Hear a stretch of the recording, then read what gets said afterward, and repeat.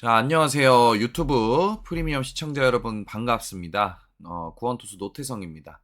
자, 오늘은 제가 좀 공부를 하다 보니까 굉장히 또 좋은 이 관세를 또 피할 수 있는, 요즘에 이제 시장이 트럼프 말 한마디, 또 관세 하나에 굉장히 좀 크게 이 휘청이고 또 변동성이 심한 상황이죠. 그래서 그거와 좀 별개로 좀 굉장히 성장이 가속화되는데 실적이 좋고 또 관세를 피할 수 있는 종목이 있더라고요. 그래서 오늘은 그 종목에 대해서 한번 소개를 시켜드리려고 합니다. 자, 종목의 이름은 이제 에이블 CNC라는 종목입니다. 화장품 기업이고요. 좀 한번 제가 이제 분석해 놓은 리포트를 좀 한번 살펴보면은요. 우리 많이 흔히 알고 있는 뭐 미샤, 어퓨, 이제 부르주아, 스틸라 요런 브랜드를 보유한 K뷰티 선도 기업입니다. 24년 기준 해외 매출 비중이 56.4%에 달합니다. 거의 뭐 해외에서 매출이 절반 이상 나온다고 볼 수가 있고요. 이제 물론 매출액은 소폭 감소를 했으나 영업이익이 무려 77.7% 증가를 했습니다. 수익성 개선에 굉장히 성공을 했고요. 특히 유럽 시장에서의 62.6%의 매출 성장을 달성을 했습니다. 현재 업계 평균 대비 저평가되어 있는 상황이에요. 업계 평균은 이제 18.5배 정도 되는데 PER이 지금 현재 14.2배로 굉장히 저평가되어 있는 상황입니다. 그래서 배당 정책도 강화를 해서 이제 주주 친화적인 기업이라고 좀 생각이 듭니다.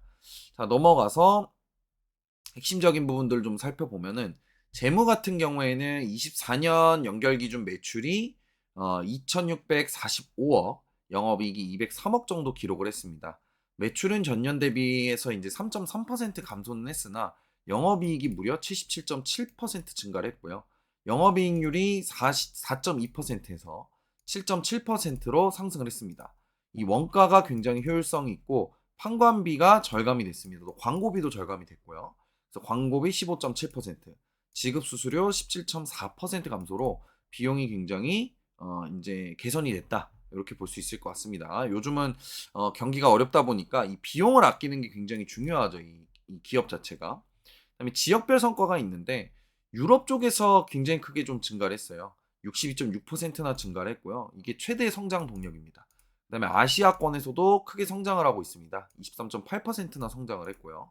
일본 같은 경우는 사실 뭐 큰 그런 흐름은 없습니다. 엔저 영향을 제외하고서 4.1%밖에 성장을 못했습니다. 근데 신규 유통망을 확보를 했습니다. 이따 밑에서 말씀드리겠습니다. 중국 같은 경우는 11.6% 성장으로 흑자로 전환이 됐습니다. 온라인 채널을 굉장히 크게 또 확대를 했어요.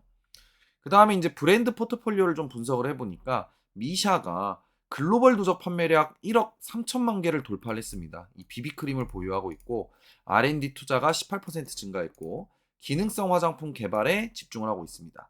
AI 기반 피부 분석 시스템을 도입을 했어요. 또 그러다 보니까 25년도 재구매율이 34%나 상승을 했습니다. 특히 아마존에서 매출이 전년 대비해서 227%나 무려 성장을 했습니다. 예, 미국에서도 굉장히 좀 잘 나가고 있는 상황입니다. 어퓨라는 이제 브랜드가 있어요. 요건 이제 국내에서 굉장히 지금 잘 나가는데 다이소랑 협업을 해가지고 더 퓨어 티트리 요거는 이제 여드름성 이런 피부에 이제 잘 맞는 그런 이제 화장품이라고 보시면 됩니다. 8개월 만에 33만 개가 무려 판매가 됐고요. 25년 1분기 기준 월 평균 매출이 62%나 성장을 했습니다. 무신사, 뭐 뷰티 어워즈 수상으로 MZ 세대의 입지 강화를 했고요. 동남아 시장 매출은 무려 89%가 증가를 했어요. 그래서 성장 잠재력이 확인이 됐다. 이렇게 제가 적어놨고요. 부르주아 앤 스텔라, 이제 부르주아 프랑스 화장품 시장 점유율은 3.2%. 뭐 아직까지는 여기서는 크게 이제 이 성장력은 뭐 그렇게 보여지진 않지만 지금 유럽하고 북미 쪽에서 이 포지셔닝에 좀 성공을 하면서 앞으로의 실적이 굉장히 좀 기대가 되고 있는 상황입니다. 넘어가서 이제 제가 표로 좀 정리를 해봤고요. 이제 글로벌 매출 비중 같은 경우에는 미샤가 가장 높아요. 그다음 어퓨, 부르조아, 스텔라가 있고요. 연평균 성장률은 18%, 34%, 9%, 6%. 주요 시장 같은 경우는 미샤가 미국하고 일본 시장이고요. 어퓨가 국내하고 동남아. 그다음 부르조아나 스텔라가 유럽하고 북미 쪽. 그 이쪽은 아직 실적이 그렇게 많이 나오진 않아요, 사실. 근데 이쪽도 올해부터는 또 매출 성장이 좀 기대가 됩니다. 투자 포인트로는 글로벌 확장 가속화, 해외 매출 비중이 이제 56.4%에 달하다 보니까 자리매김을 확실하게 좀 보여주고 있는 상황이다. 성장률 또한 굉장히 좋다. 우리가 이렇게 볼 수 있고요. 수익성 중심 경영으로 좀 전환이 됐습니다. 영업이익률이 4.2%에서 7.7%로 개선이 크게 됐습니다. 그래서 이런 이제 판관비나 원가 효율을 하면서 이제 비용 구조 개선을 하면서 이제 성과를 거두고 있고요. 또 AI 기반 또 이제 최신으로 가는 거죠. 화장품 쪽도 AI 기반 수요 예측 시스템 도입으로 재고 회전율이 6.8회로 개선되고 있는 상황입니다. 그다음에 디지털 혁신 및 고객 접점 강화. 그래서 AI 아까 얘기했던 이런 이제 시스템을 도입을 하면서 굉장히 이제 마케팅적으로도 잘 하고 있는 상황이고요. 전략적 브랜드 포트폴리오를 운영을 하고 있습니다. 미샤 글로벌 확장, 어퓨의 신시장 개척, 부르조아 스틸라의 지역 심화라는 3단계 전략으로 나아가고 있다. 이렇게 보시면 되고요. 마케팅 예산이 어퓨 같은 경우에는 요즘에 이제 굉장히 이 매출이 올라오다 보니까 예산을 좀 확대시키고 있습니다. 그래서 성장 잠재력을 극대화하려고 지금 노력을 하고 있고요. 주주가치 제고를 위한 배당 정책, 또 배당도 올해 좀 있었습니다. 시가 배당률이 한 3% 정도 돼요. 뭐 낮지도 높지도 않아요, 사실. 근데 3%면은 1년 뭐 은행 이자 정도 수준이라고 우리가 생각을 해볼 수가 있겠죠. 그래서 약간 주주 친화적인 기업이다 보니까 저는 굉장히 나쁘지 않다는 생각 많이 듭니다. 자, 그럼 좋은 얘기만 했는데 나쁜 얘기도 좀 생각을 해봐야죠. 리스크가 좀 있습니다. 해외 법인 수익성이 좀 악화가 됐어요. 3분기 미국에서 이제 순손실익이 19.7억. 근데 이게 그렇게 큰 규모는 아니에요. 그래서 적자 규모가 이제 8배나 확대가 되긴 했는데 이 순손실이 이 벌어들이는 수입에 비해서 그렇게 큰 금액은 아니다. 그래서 이 부분은 좀 제가 봤을 때는 리스크 요인으로 보기는 좀 어렵다. 원자재 가격 상승 압력이 있습니다. 이 부분은 조금 우리가 좀 이제 이 고민을 좀 해봐야 되는 부분인 것 같아요.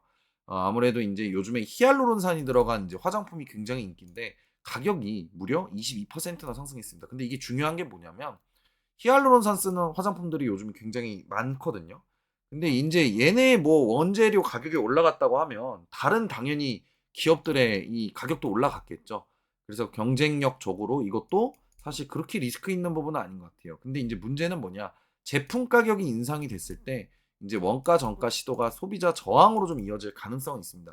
근데 워낙에 좀 저렴한 제품이에요. 이 에이블 CNC에서 만드는 화장품들이. 그러다 보니까 제가 봤을 때 만약에 얘네 이제 그 가격 인상이 좀 이루어진다라고 했을 때 뭐 다른 기업들도 그런 거에 대한 리스크는 있겠죠. 그러다 보니까 그렇게 크게 요인으로 작용할 것 같지는 않습니다. 그다음에 이제 경쟁 심화.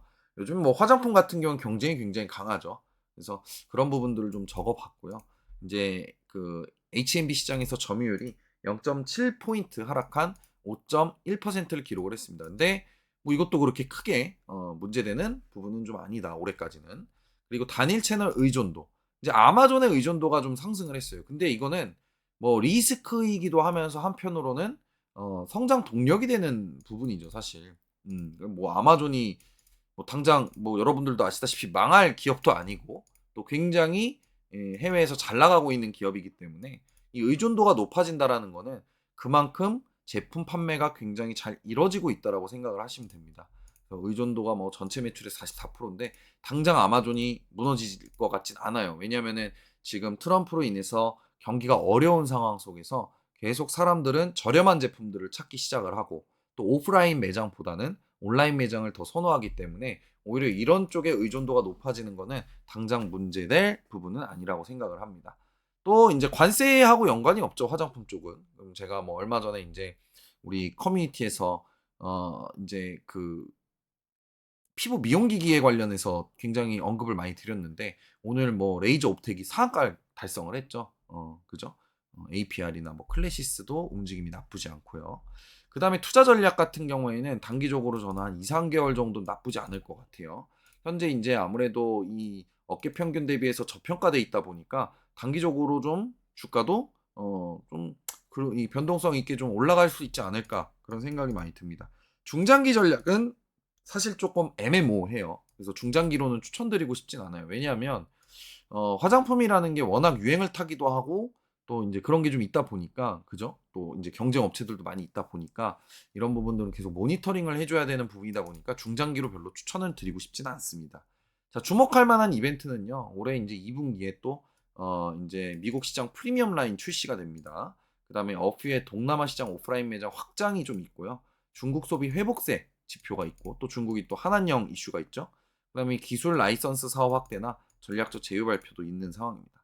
그래서 결론적으로는 이 에이블 CNC의 이런 이제 시장 확장과 올해도 수익성 개선을 통해서 굉장히 좋은 실적으로 움직여주지 않을까 싶고요. 지금 현재 AVCNC의 실적도 굉장히 나쁘지 않은 성과를 좀 보여주고 있는 상황입니다.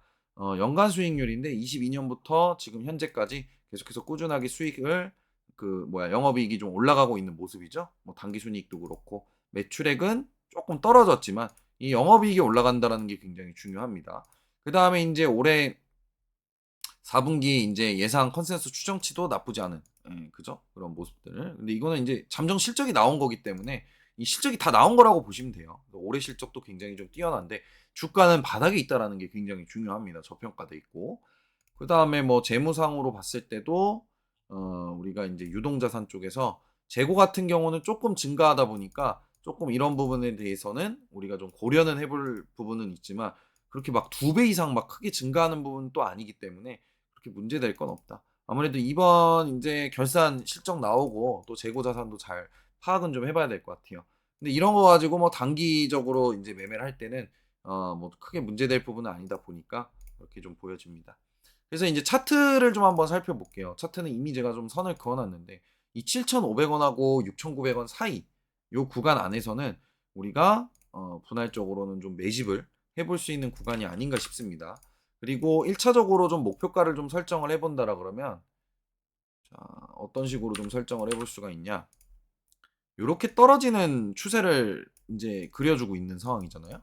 그렇기 때문에 단기적으로는 이 초록 색깔 구간, 이런 추세 구간까지는 충분히 상승이 좀 가능해 보인다. 그래서 8,000원 이상까지도 한번 우리가 목표 수익률을 1차적으로 좀 잡아볼 수 있을 것 같아요. 뭐 대략적으로 이 박스권 상단에서의 계산을 좀 때려 보면은 한 10% 이상의 수익률은 좀 노려볼 수 있을 것 같습니다. 근데 요즘 화장품 관련돼 있는 종목들에 비해서 좀 저평가돼 있는 상황이다 보니까 충분히 그 이상도 이제 추가적인 상승이 나올 수 있을 것 같고 그 다음에 이제 이 그 주봉상으로만 좀 이제 참고를 좀 한다 보면은 주봉상으로는 8,500원까지의 1차 상승 여력이 좀 열려 있는 상황입니다.